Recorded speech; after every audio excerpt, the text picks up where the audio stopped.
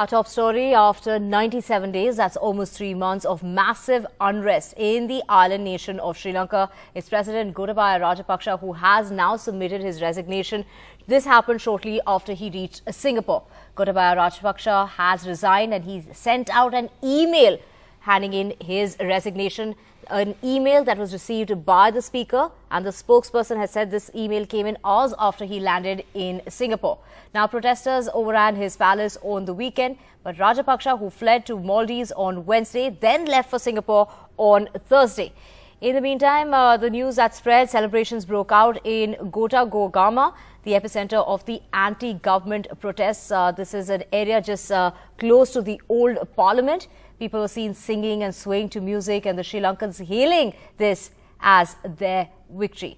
To get more on this, we have my colleague Shrija joining us from Ground Zero. Shrija, Rajapaksa is the first president to have resigned since Sri Lanka adopted a presidential system of government, which happened in 1978.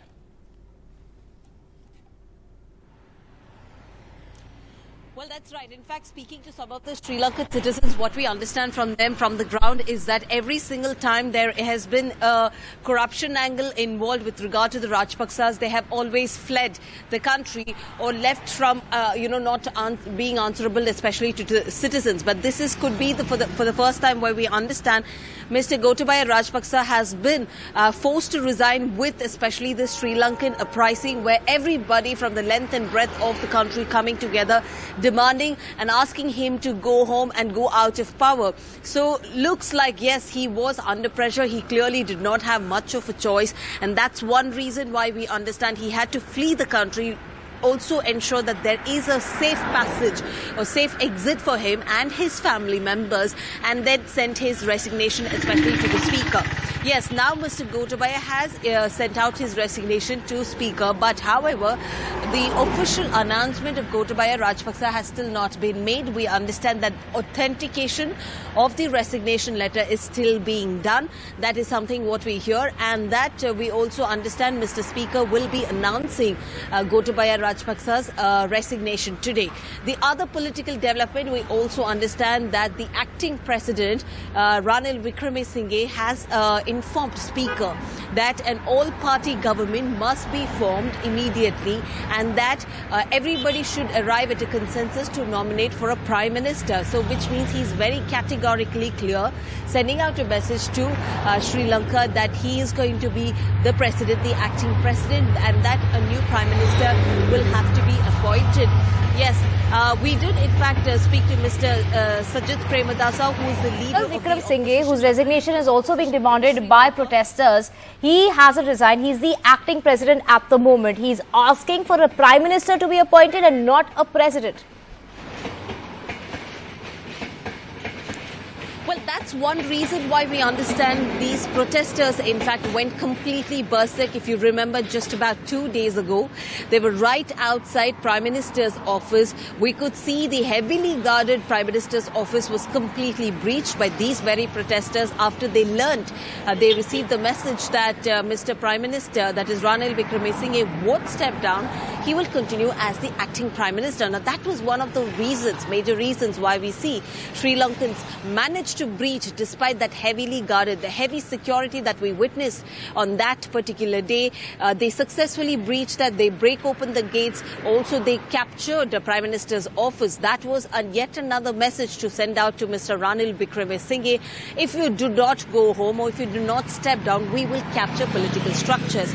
But also, on the other hand, it's important to note that these are the very protesters who had captured in the last 1 week, especially Presidential Palace, the Temple Trees, the official residence of Prime Minister Ranil Wickremesinghe, and as well as the Prime Minister's office have now been vacated and handed over to the government. It's back in terms of the security forces guarding these political structures. But as far as Ranil Wickremesinghe is concerned, though chorus is continuing. Yes, we saw the celebrations in the air just late last night. The minute citizens heard, yes, Gotabaya has sent out the resignation, there was, singing, music, dancing, all on the streets of Sri Lanka.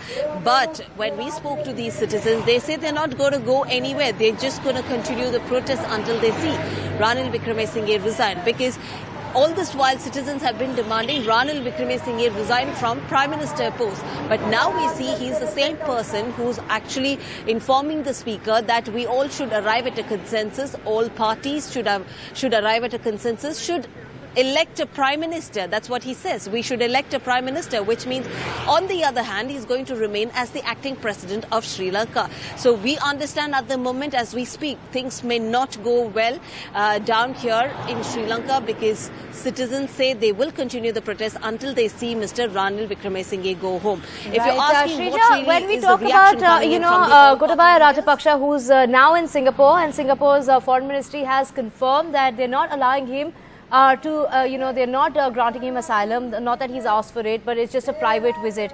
We do know Saudi Airlines had taken him from the Maldives to Singapore. When is he expected to leave Singapore and go to perhaps Saudi Arabia, or maybe perhaps to the UAE?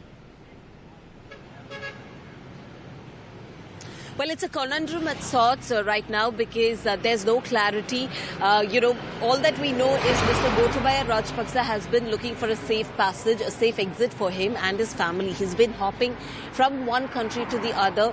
But what we do know is that the Ministry of Foreign Affairs in Singapore has confirmed, saying that he is not seeking an asylum and he's here just on a private visit, which means, of course, it's going to be only for a short period of time, Mr. Gotabaya Rajapaksa, that he will be in Singapore. And yes, he did, of course, take a flight, a private jet, especially from Maldives to Singapore. What next? There are several reports that are doing rounds, that are surfacing, that he will be heading to Jeddah in Saudi Arabia. But if that's going to happen, or if there's a change in plan, that is something not known at the moment. It's unpredictable, a very volatile situation, because, Gotabaya Rajapaksa has been receiving severe backlash. He's been trying to especially escape from being spotted from the civilians, and that's one of the reasons why we understand he had to take a military plane from here to Maldives. And of course, he had requested for a private jet. Initially, he was to fly, on a passenger plane, but then he had requested for a private jet, fearing backlash from citizens. So that could also be,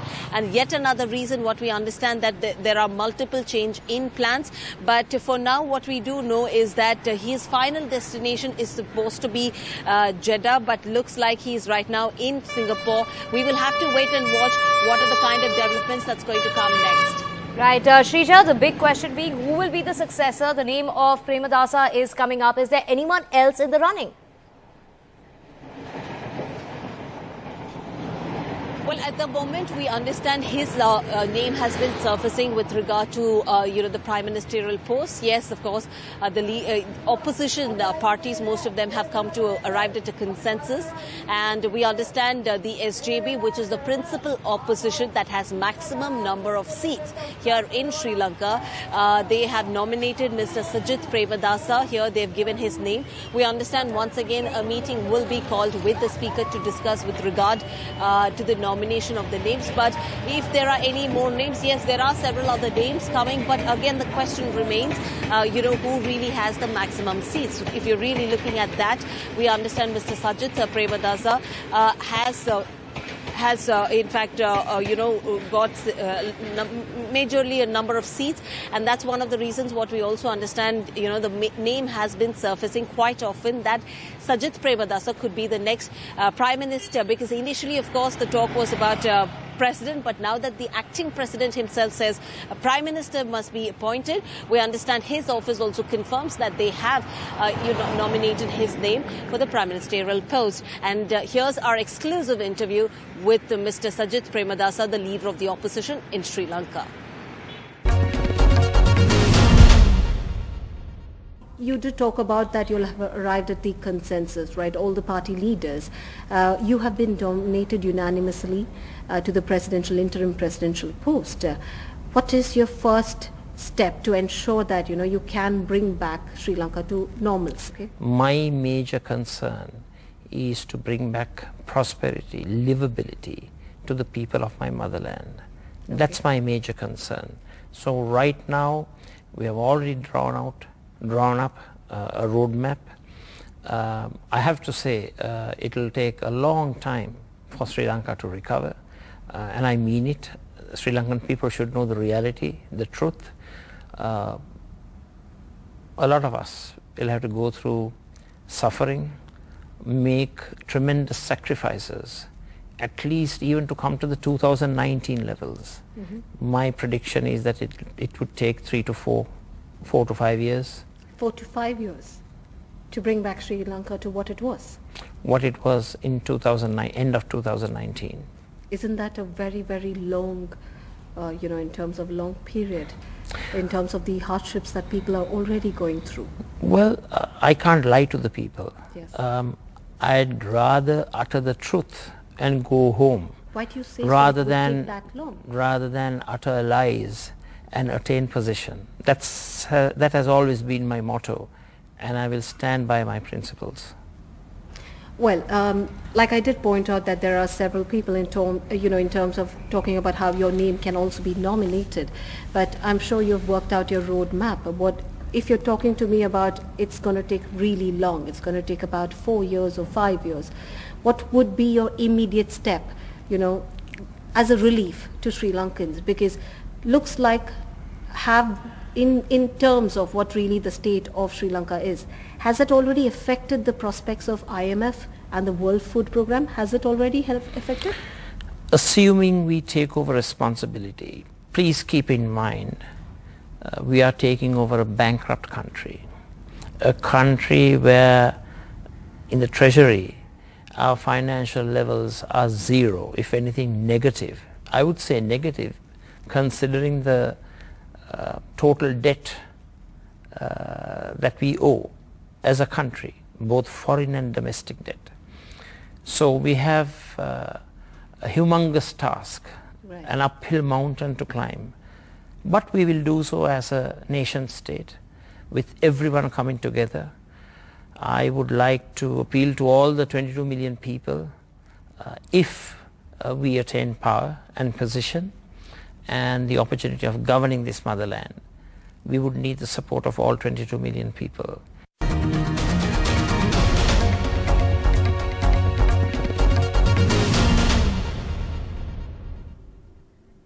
Moving on, for the first time, entrance examination for undergraduate admissions to central universities such as the Delhi University are being conducted. The Central University's Common University Entrance Test, or the CUET, is scheduled to take place from today till about the 10th of next month. Lakhs of candidates are expected to appear for this entrance test. However, students have expressed their concerns, and they're also stressing over last-minute announcements of dates and location centres, as well as complaining about the lack of time to prepare for these exams. The candidates are informed to strictly adhere to the instructions while appearing for the CUET examinations. Let's just listen in to some of the concerns of some of the students. Before we get you some of the reactions, let's just go across to my colleague Akshay, who's joining us. Akshay, according to the authorities, all instructions regarding the shift as well as the course, the venue, all of that is mentioned on the admit card. Yet there seems to be a lot of confusion among students. Well, Divya, as far as the issue of admit cards is concerned, the students who had examination, in fact who have examination in the second phase that is starting in August, they have not been given their examination center. Now this is to in fact keep the confidentiality as far as the examination centers are concerned, and this was in fact reiterated by the NTA very soon as well. So right now we are in West Delhi at an examination center, and you can see hundreds of students are here lined up to take that all-important CUET examination. The examination is taking place for the first time, and this is an all-important exam.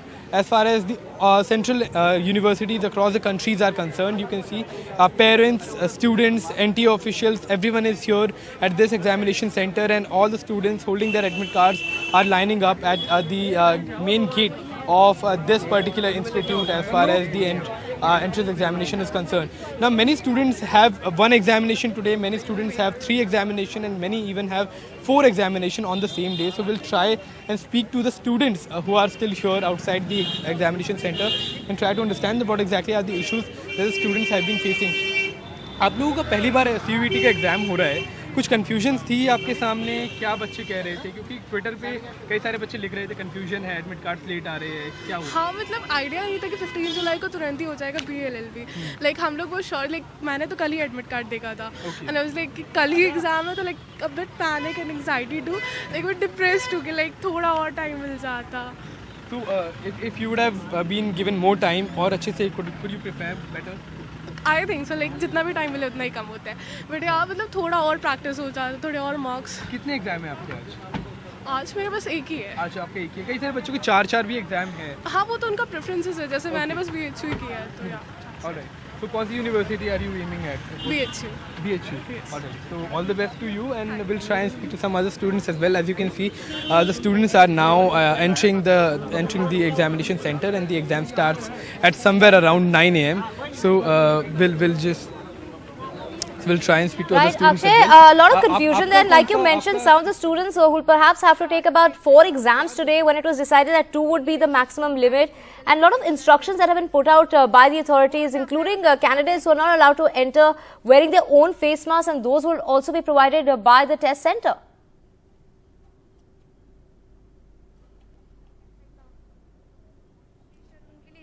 जितना हमारे tough है, क्योंकि हमें कोई idea नहीं है ज़्यादा, बुरा लग रहा है ऑब्वियसली थोड़ा, बट ठीक है, पढ़ाई की हुई है। पढ़ाई की हुई है, कौन सी यूनिवर्सिटी के लिए आप?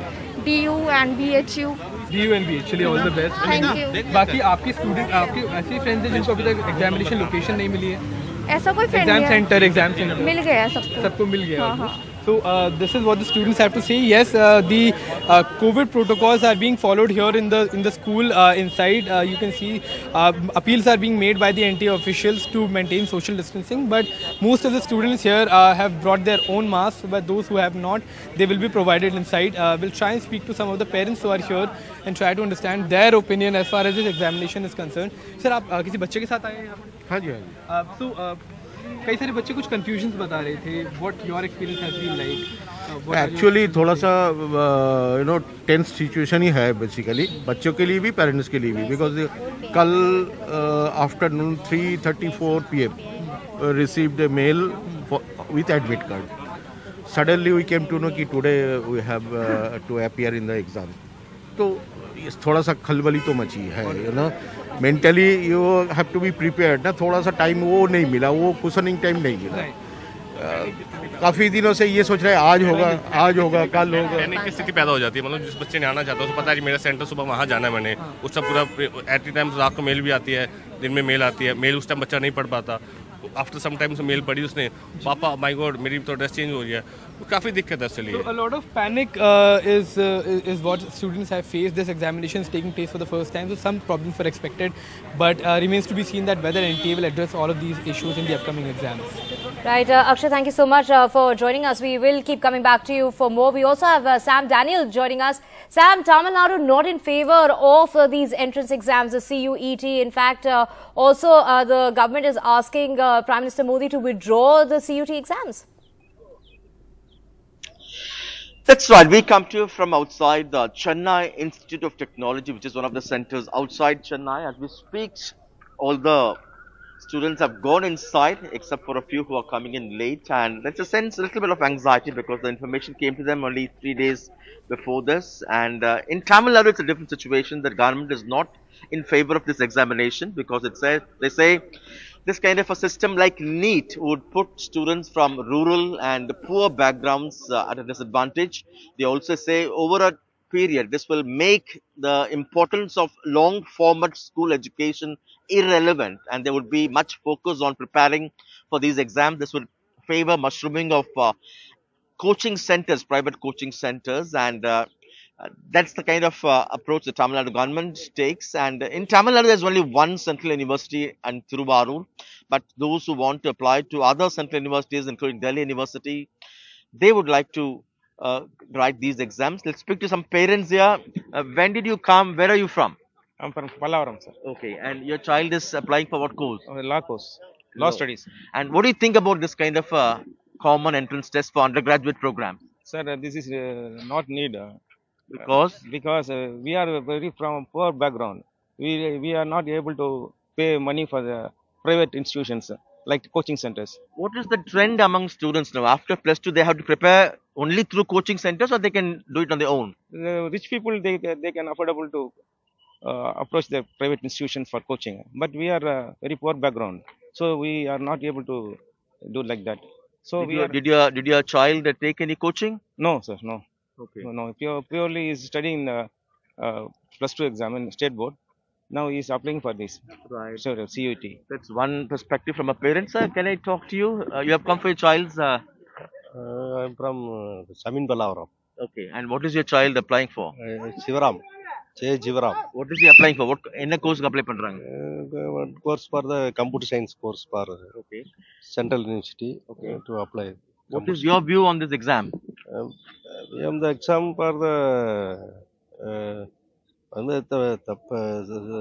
son is interested to the BTech computer science engineering university nearby Tamil Nadu, Thiruvarur and other Pondicherry, Central University. There are others also, Divya, who argue that this helps students to get admission to good universities without paying any capitation fee. So this brings in a kind of a level playing field. But in Tamil Nadu, the government looks at this differently, saying this only favors the affluent sections. In the long term, this could actually make the relevance of long formal school education, or could undermine the relevance of long formal school education. We'll have to wait and see what students will have to say after they take the exams, but day one outside a center in Chennai. Thank you so much, Sam, for joining us with all those details. With that, we're stepping to a very short break. On the other side, we'll get you the first case of monkeypox which has been detected in India. A man who returned from the UAE has tested positive.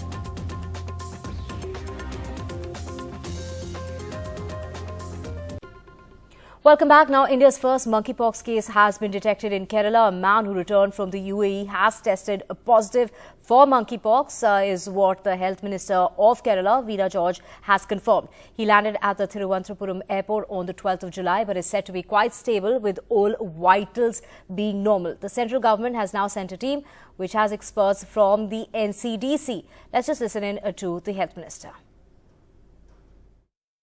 A monkeypox positive case is reported, and he is a traveller from his UAE.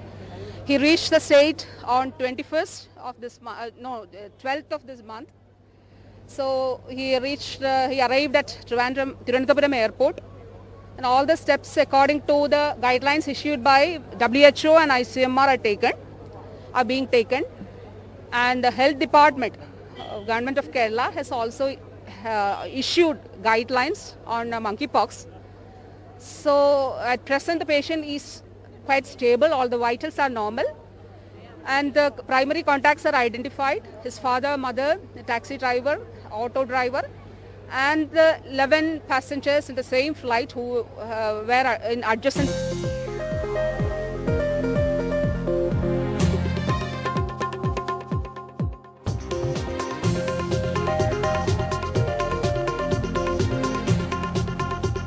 Welcome back. Tibetan spiritual leader, the Dalai Lama, is visiting Ladakh. The first visit after Jammu and Kashmir was divided into two union territories in August of 2019.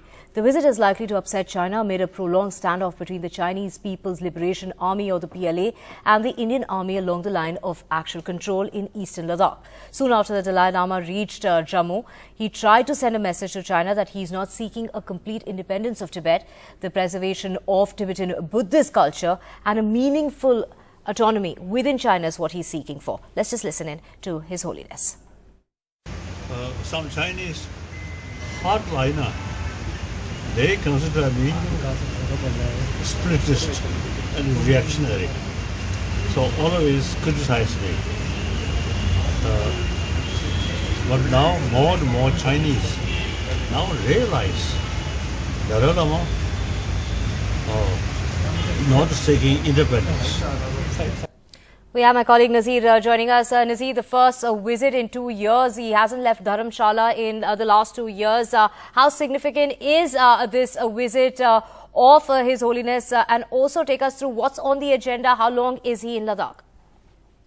Well, Divya, it's very significant. It's after a gap of 4 years. Dalai Lama is visiting Ladakh. Last time he visited in 2018.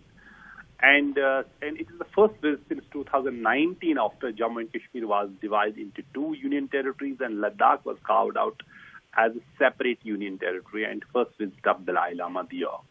As we know, it is likely to upset China, and because they have been very, very touchy about Dalai Lama when it comes to, recently when Prime Minister called Dalai Lama and wished him on his 87th birthday, China issued a strong statement, even somehow termed it interference in their internal affairs. And now this visit is going to, upset them again, given the fact that the situation along the line of actual control in the eastern Ladakh, and we know Galwan clashes and the prolonged standoff there. So, nevertheless, Dalai Lama reached Jammu yesterday, and he was welcomed by hundreds of his followers from Ladakh.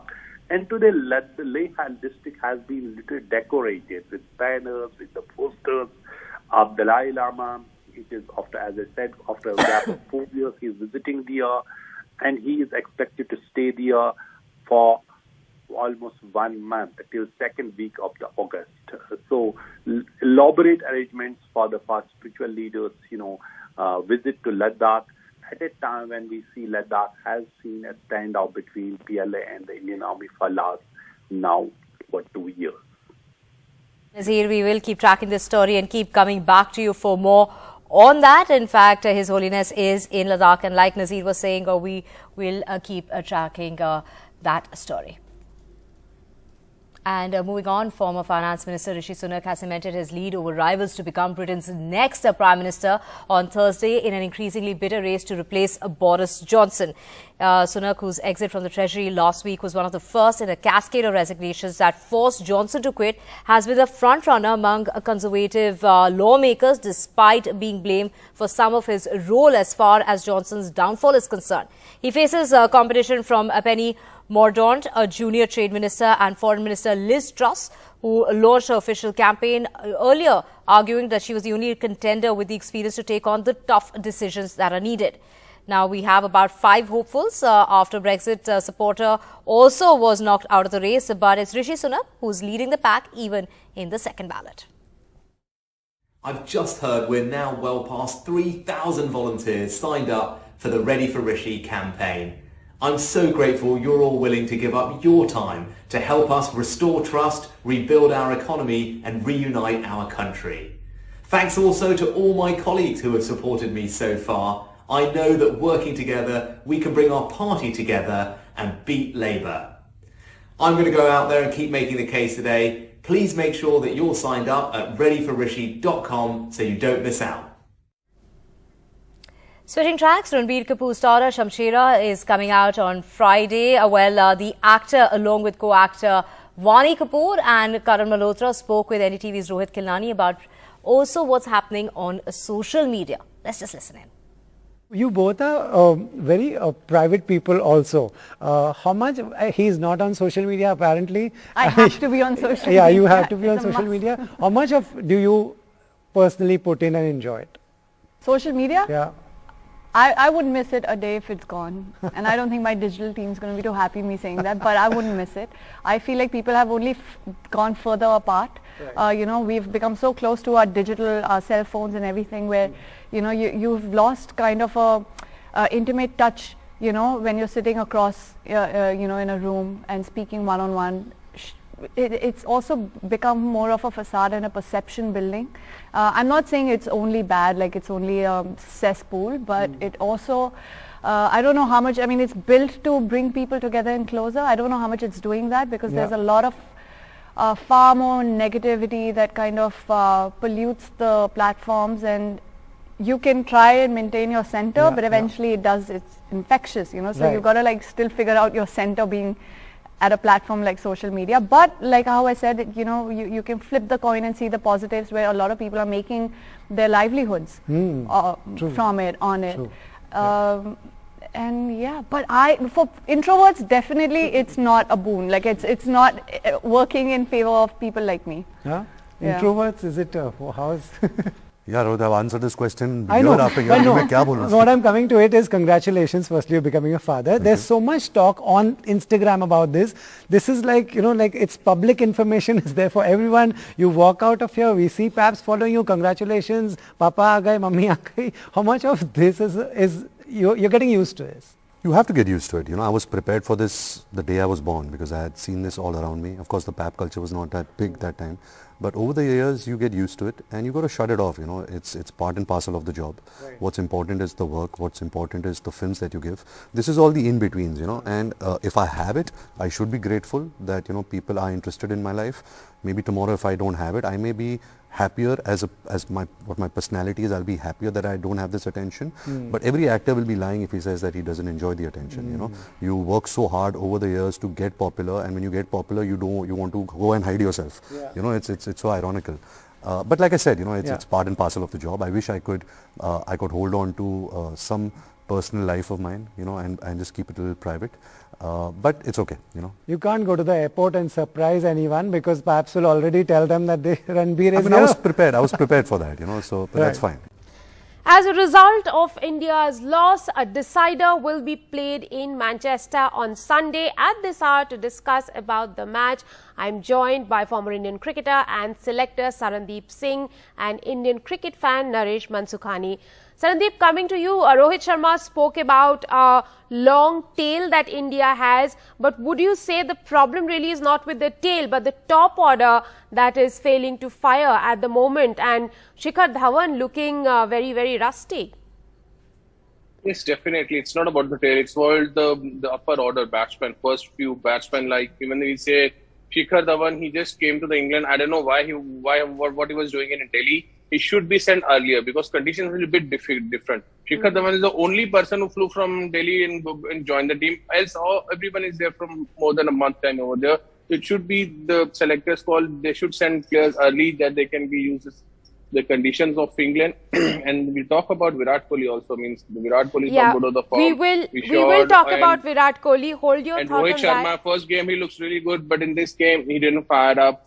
And again, Rishabh Pant, he got out early. Surya Kumar Yadav, he get the opportunity. He looked brilliant in T20s, but 50 overs game, it's totally different game. He has to be understand that somehow he has to be slow down his batting pace because he's going in the rhythm and keep on going like that. Sometimes you should see the conditions and the wickets will be not supporting to the batting and the bowlers are doing really well and pressure is on the middle order because first few batsmen got out within 30-40 runs. Means we got 4 wickets down and you came in, you're playing really good. But when you got good start around 20-25 runs, you have to be converted into big 50s or going to close to the 100 because 246, it's not a big total and wicket is very good for the batting wickets and India, lucky they won both tosses and they had to bat second. And this is the way they think the middle order should take responsibility who are getting runs over there. Sarandeep, let me ask you a little bit about Rishabh Pant. We've seen the way he bats in test matches in white ball cricket. How is he so different when it comes to from red ball to white ball when the transition happens? How is he so different? Different is in things. First thing I say in white ball cricket, he don't have his proper batting order where he has to bat. In T20, I suddenly see him batting at opening. Then suddenly your mindset of his totally changed. He's not an opener. He's a middle order. You send him open. Batting is totally different. Then even yesterday, I'll say, I seen him running to that means because his batting order is number 5 or number 6. Suddenly he came up of Surya Kumar Yadav instead of Surya Kumar Yadav. He showed up and suddenly came in and suddenly he don't get much time. He got out early over there. So his batting style is actually same because he come and he see for the runs. Player like Rishabh Pant, it has to be batted number 4 and 5 because he's a big hitter. He's whenever he comes in, he plays his own style. He's not going to take much time. So I think that should be, sports staff has to be seen very closely that his batting order not to be shuffled much. If you keep on shuffling his batting order, then things will get difficult because he's a one mind setup player. He go and start hitting everywhere. If he wants to be blocked, if he has to be stay there and take his own time and then build up his inning, then things will be difficult. If you see in test match, he know he has to go and hit. That's why he's hitting the runs everywhere. In red ball cricket, it looks totally different. But in white ball, keep on shuffling his batting order, make him difficult either to go hit or either to stay on a wicket. Then when you get set, then start hitting. This is not Rishabh Pant actually. Naresh, the dropped catches last night, would you say it was an exception? It was an aberration? We have seen some kind of a trend like this. Even in T20s, the first one we did very well, but we dropped 4 to 5 catches. But it wouldn't have made a difference yesterday. It's the batting that completely let us down. So, but yes, fielding is an area which needs a lot of focus. Of late, we are seeing, even in the one-off test match or the last test match that we had certain critical moments where we missed out the chances to get wickets. So fielding is an area of concern. Well, let's talk about Virat Kohli. Sarandeep, you mentioned about Virat Kohli's form. Last night he scored 16, having come back from a groin injury. Firstly, let me ask you, was the return for the former captain too early? No, I don't think so. It's too early to come, because if he clears a fitness test, he'll be available to fit. Look into the fielding. He looks good. He's jamming. He's running into the boundaries. He's running well at the batting. I don't think so he'll be unfit and he'll play the match or he took a time. There was nothing better. Because he's the player who will be very keen to get into the form. He always wants to go inside and start scoring runs. This is what we Virat Kohli know about it. But unfortunately, he's looking good. He's timing the ball well. Suddenly, one ball comes in and takes the edge off him. I think this is what things going wrong with Virat Kohli. And I haven't seen anything going wrong in his batting or with his commitment. The only thing is this just a matter of time. It's time. It's not with him actually. What I feel is you see the way cover drives he played, 3 boundaries back to back in an over he hits. It looks so beautiful. Everyone thinks Virat Kohli is going to score a big 100 today. But unfortunately, again, this story will be the same. Yeah. Naresh, Virat Kohli is being lucked out again and again, but the support for the former captain is swelling. Babar Azam, in fact, the Pakistan captain, also tweeted for him saying, "This too shall pass, stay strong." Would you say that it's just a phase for Virat Kohli that the Indian cricket fans are witnessing, and this guy is going to roar back into form sooner than later? Definitely, Rika, and it's all because of the high standard he has set for himself. You know, we kind of last decade got used to Virat Kohli and his hundreds, and that has dried up, and that's the concern. But what has happened in these few years has been the way the bowlers have been able to read him well, and you know his pattern of dismissals have been so similar, whether it is red ball or white ball. I think that's the concern. But you see a similar pattern even with Rohit Sharma against left-arm seamers. You know, so these are.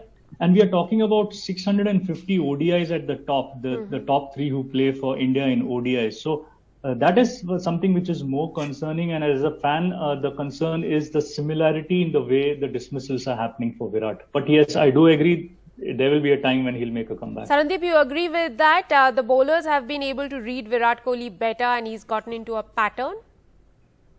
Definitely. I mean, he's playing from so many years, so definitely bowler can read him. And it's not only about reading, there are few batsmen or all the great batsmen, they have one weak point. They have a similar time of getting out. If you see Rohit Sharma, ball comes in, he get into the troubles. We see KL Rahul. We see in the future, if you see so many other players, the great players, even they have same type of dismissals all the time.